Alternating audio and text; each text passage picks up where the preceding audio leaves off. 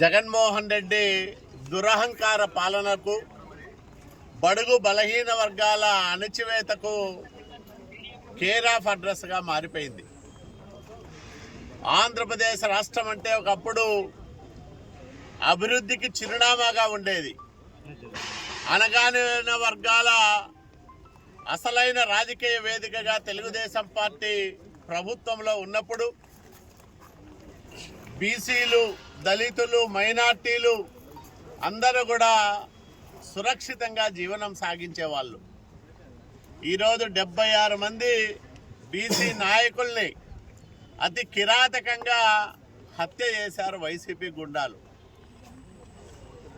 వేలాది మంది బీసీ నాయకులపైన, కార్యకర్తలపైన అక్రమంగా కేసులు పెట్టి జైలుకు పంపించిన జగన్మోహన్ రెడ్డి దుర్మార్గపు పాలనకు చరమగీతం పాడడానికి బీసీలందరూ కూడా ఐక్యమవుతా ఉన్నారు. బీసీల నాయకత్వాన్ని ఈ రాష్ట్రంలో పెంచి పోషించింది తెలుగుదేశం పార్టీ. బీసీలకు రాజకీయంలో అసలైన భాగస్వామ్యం కల్పించింది తెలుగుదేశం పార్టీ. నాడు నందమూరి తారక రామారావు గారైనా చంద్రబాబు నాయుడు గారు దాన్ని మరింత విస్తృతం చేసి అనేక మందిని బీసీ నాయకులుగా చేసి పార్టీలోనూ ప్రభుత్వంలోనూ క్రియాశీలకంగా వాళ్ళు పనిచేసేదానికి అవకాశం కల్పించారు.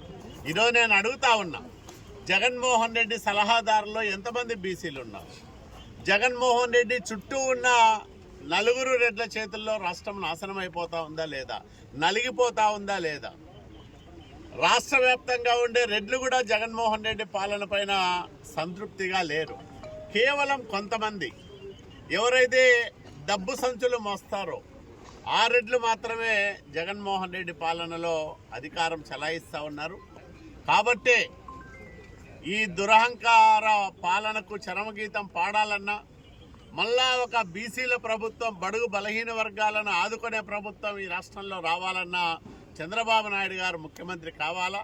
దానికోసం తెలుగుదేశం, జనసేన కూటమి అధికారంలోకి రావాల్సిన ఒక చారిత్రక అవసరాన్ని ప్రతి ఇంటికి చేరవేయడానికి జయహో బీసీ కార్యక్రమాన్ని మేము ప్రారంభం చేశాం.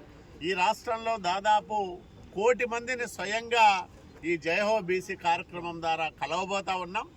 అందరికీ రాష్ట్రంలో జరుగుతున్న ఈ దుర్మార్గపు పరిపాలన ఆకృత్యాలను, అన్యాయాలను, దాష్టీకాలను వివరించడంతో పాటు బీసీలందరూ మళ్ళా ఒక తాటి మీదకి వచ్చి చంద్రబాబు నాయుడు గారికి బాసటగా నిలవాల్సిన అవసరాన్ని ఈ బీసీ జయహో ద్వారా తెలియజెప్పడం జరుగుతుంది. మరిన్ని వీడియోస్ కోసం ఛానల్ ని సబ్స్క్రైబ్ చేయండి. లేటెస్ట్ అప్డేట్స్ కోసం వాట్సాప్ ఛానల్ ని ఫాలో చేయండి.